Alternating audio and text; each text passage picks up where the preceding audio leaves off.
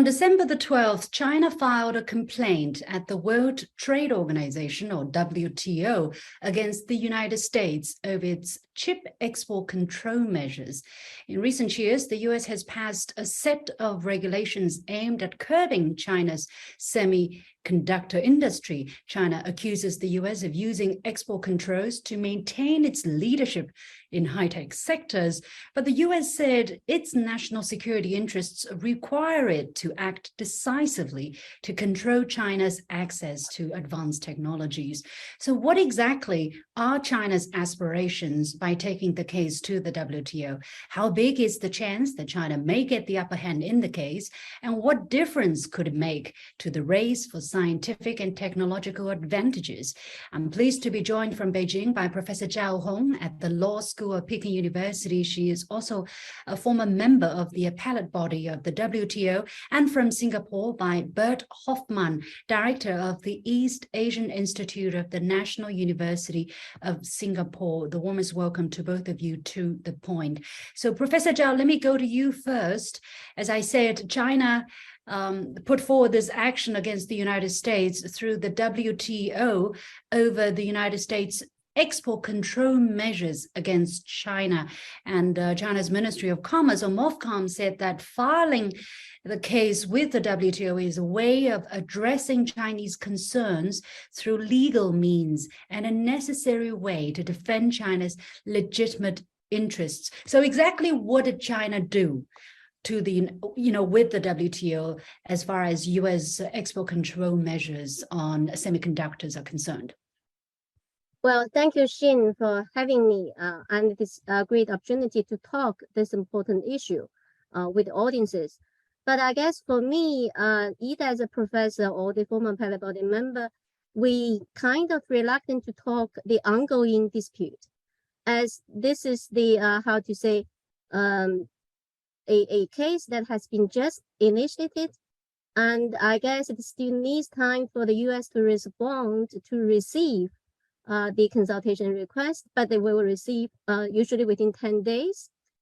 And then there will be consultation. And then if the consultation failed to resolve this dispute, a panel could be established to review the issue. And then the panel will decide whether China will win or not. So basically right now we're only at the very beginning of this long process, which can take years. Is that right? That's correct. And usually we, either the media or I'm the insider of the case, the dispute settlement in Geneva for decades. So I feel that better either the media, the diplomats do not put a pressure on the dispute. And let the parties talk. Let them settle the dispute. If they fail to settle that by themselves, they'll be transferred to the panel to decide. So basically, China has not complained to the WTO about what the US did, but China raised a request to consult with the United States. Is that the right way to understand it, Professor Zhao? Exactly. So it depends on the United States now whether it accepts China's request for consultation. No, the United States must accept. That is, a procedure requirement. Okay. So naturally, it will accept. And then the two sides will decide what time to start the consultation.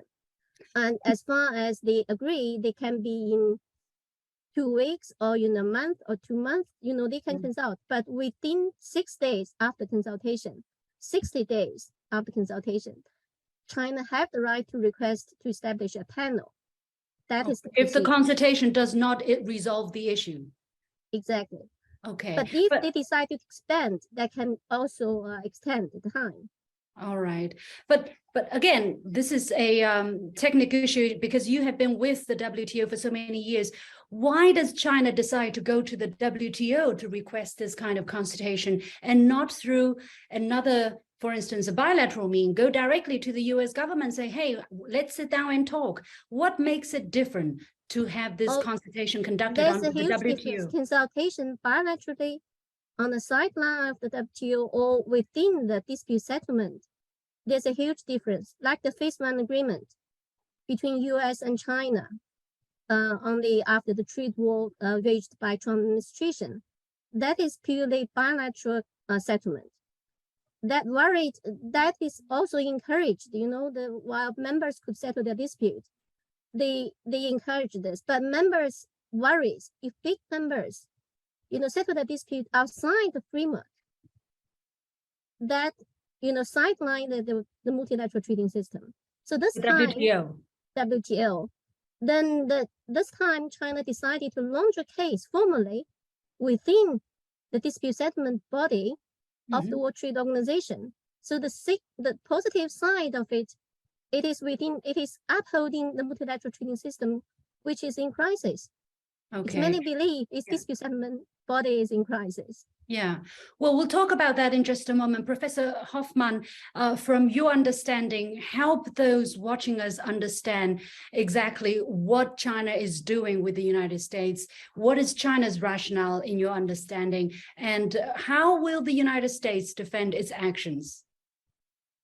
Well, let's start with the United States. As you say, they have invoked a national security argument for trying to basically ban. I mean, they don't call it a ban. It's actually a license with a presumption to refuse of semiconductors, high-grade semiconductors, and the equipment to make those semiconductors, and US personnel working in the sector. They try to ban exports and work in China. That's a very far-reaching measure. Many sectors depend on semiconductors, and that is from AI to biochemistry to computers themselves that rely on high-level semiconductors. So it's a very tough measure, if you want.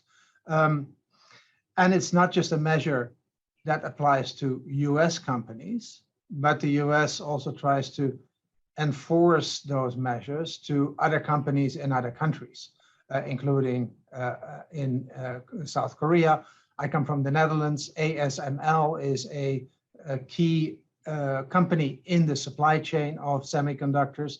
They try to enforce a ban on them as well. So for China, this is really a very critical issue. A lot of development objectives that China has in its 14 five-year plan, for instance, they rely on having a high-level computing capacity, and without the chips, that's not possible.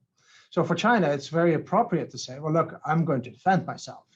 And I find it really interesting and very encouraging that China takes the international rules as its guide, i.e., this is clearly a dispute that needs to be settled through the WTO. It's a trade dispute, and they approach the WTO for the right processes. Of course, it's also a political dispute, and the bilateral negotiations may also, of course, deal with this issue. But I really appreciate the WTO channel that China is now undertaking.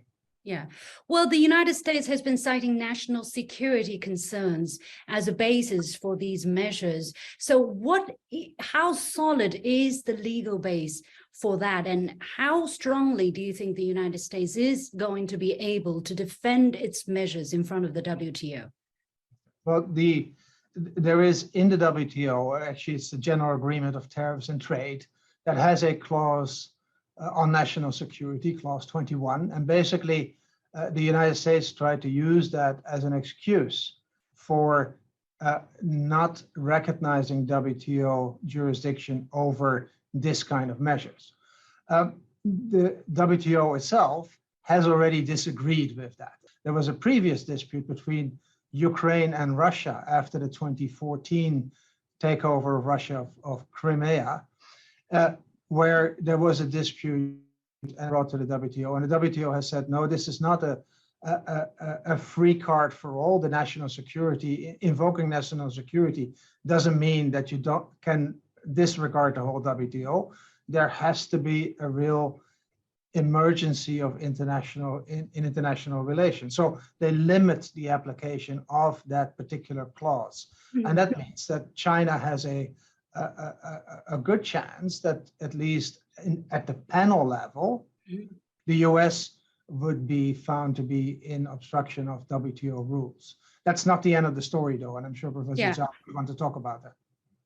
Professor Zhao, what is your assessment of the likeliness that the United States may not have enough legal ground to justify its actions? Exactly what kind of national security concern can be considered legitimate or can be concerned a fair ground for measures that such as what the United States did to China in terms of semiconductor chips?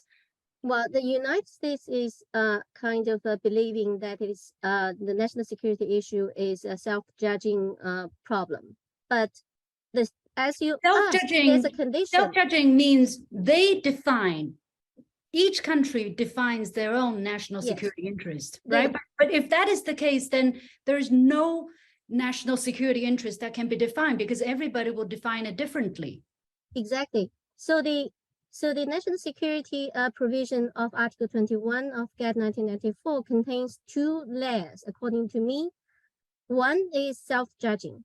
That is, any action taken to protect what a member considers necessary to defend its essential security interest. That part is totally self-judging. Mm-hmm. But then the provision of Article 21 followed that, relative clause defining the situations when those actions could be taken. And that is very limited in nature, as for instance, for instance, fishery materials, relating to fishery materials. And the second, I think it is transit in arms, ammunitions, military actions. And the third is in war, in time of war and other international emergencies. And the United States, for example, in the recent tariff case, Professor Hofman mentioned, is claiming they invoke other situations of international emergency. And the panel decided that if the it cannot be decided, the United States believe it is self-judging this part as well. The panel believe this is the objective, much of the conditions and circumstances of those actions are much more objective.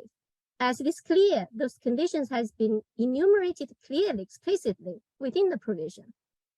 So if they believe the emergency situation, if it is not of equally gravity or severity of war, should be of comparable gravity and the severity. Let me translate what you said into layman's language. Basically, if it is a situation such as a war, then you are justified to have certain protective measures, or on other circumstances where the situation is as severe as war times or similar levels, but you cannot just say, well, it is national security, I'm going to do something. Is that what the clause is all about? I think that is much more, a genuine interpretation of the framers, the original intentions of the treaty.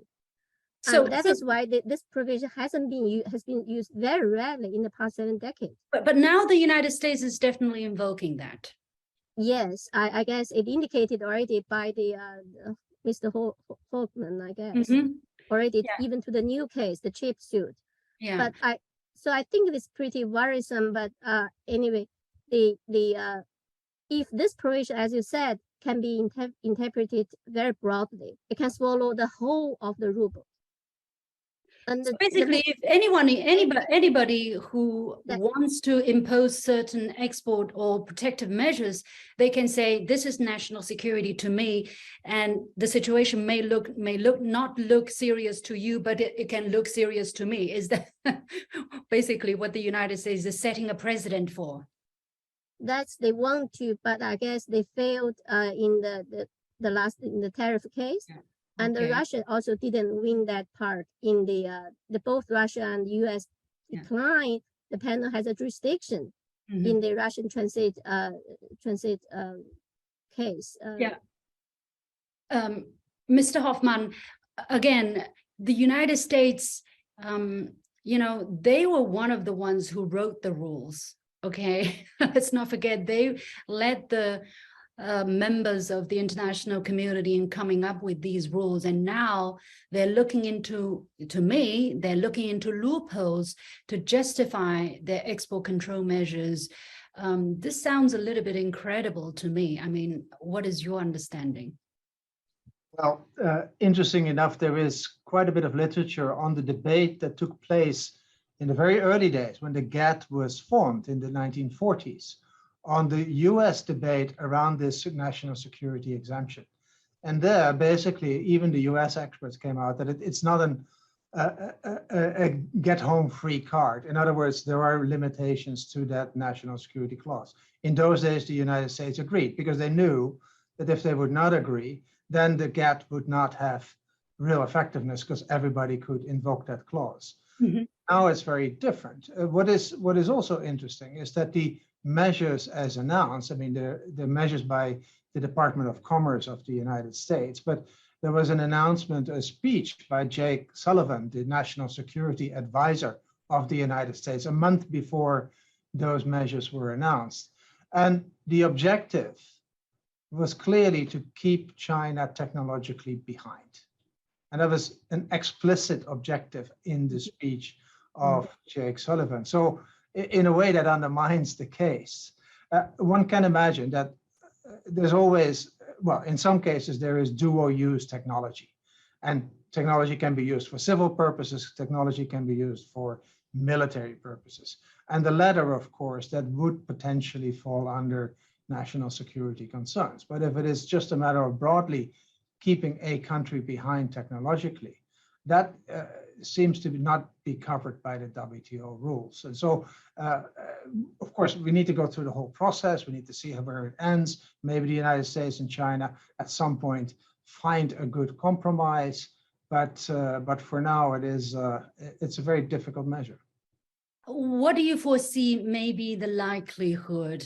I mean, if China did get certain justice, let's say, through the WTO about the illegal nature of these measures, illegal concerning the WTO rules, what would be the implications? I mean, okay, is maybe a moral victory for China, but what practical use would it serve, Mr. Hofman, your understanding? So if the panel were to decide it's WTO incompatible, normally, well, country can do two things. They can adjust the measure or they can appeal. And that's where things get a little hairy, unfortunately, because, I mean, Professor Zhao knows better than I, but at the moment, the appeals body in the WTO is not functioning. So if you want, the United States can appeal and then nothing will happen.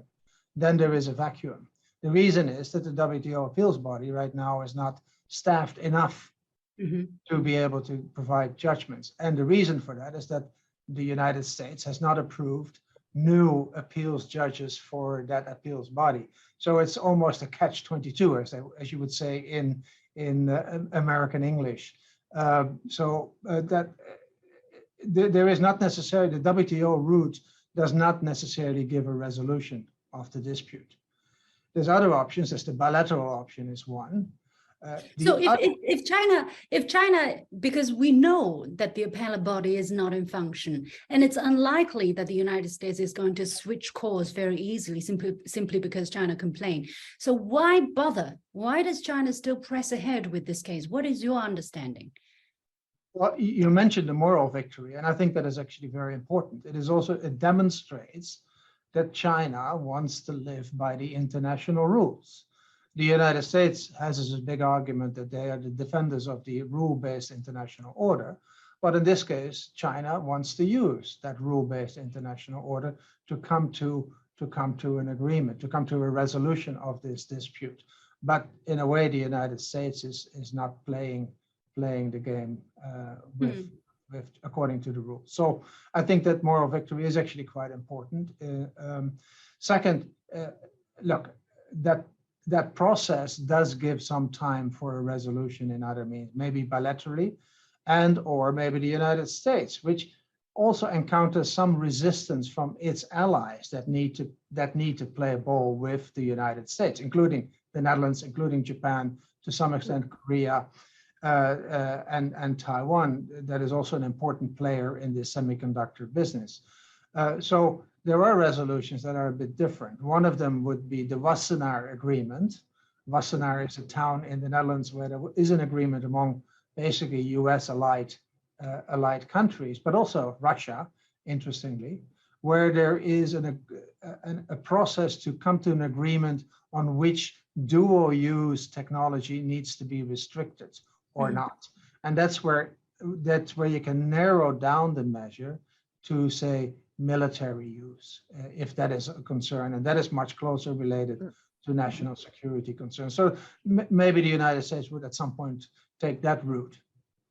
All right. Professor Zhao, what is your answer to these questions, knowing the appellate body is not functioning properly? Basically, you left it with with almost a bit of sorrow because of the paralysis of the situation. So knowing that is not functioning, basically the appeals court within the WTO is not functioning, China still wants to pursue this case. Why? I think that is the manifestation, as Professor Hofman said. China wants to support the multilateral trading system by taking these disputes to be settled within the framework. And that is by the concrete action, by utilizing these rules to make the panel, at least the panel, function, and gave a chance to the US to say whether you want to take a lead. I always say that the United States take a very good lead in the very beginning of the dispute settlement body, why it started to be operated in 1995. The first case, the gasoline, Brazil, Venezuela brought this case against the US that they did on the Clean Air Act of the United States, and appellate body ruled against the United States. And the United States failed the case, but they take actions to be compliant with the decision, with the rulings of the DSB. And that set a very good example. So anyone asks me what is the best case you believe within the WTO, I always say that is the one. And after the first, everything goes smoothly. Suppose the United States, 25 years ago, do not do the same. They do not abide the rules. They do not want to abide by the rules. Then what happened? There will be no dispute settlement. So big members has a bigger responsibility and duties. So what's the chances that this time the United States may abide by the rules? And is this I don't want to second guess. I always encourage them. They promoting rule of law, all over the world. And I'm promoting rule of law in China and in international organizations. I believe in rule of law is the best choice for this world, for this trading family, for everyone on this planet. So why not? I always promote them. I will wait to see that there's a wake up of them. Sometimes people say it may be a bit too late.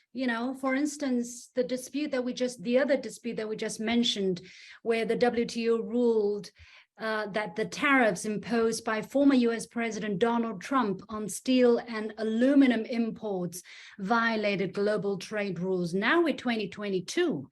Trump has already been on the sideline for a couple of years. These measures were there for years. And even if the United States were ruled to not have complied with WTO rules, the United States is still strongly rejecting the so-called flawed interpretation and conclusion of the panel. So it's going to take years if things work out, and the United States can still refuse to accept the ruling of the panel if there will be one. Professor Zhao, what purpose can it serve?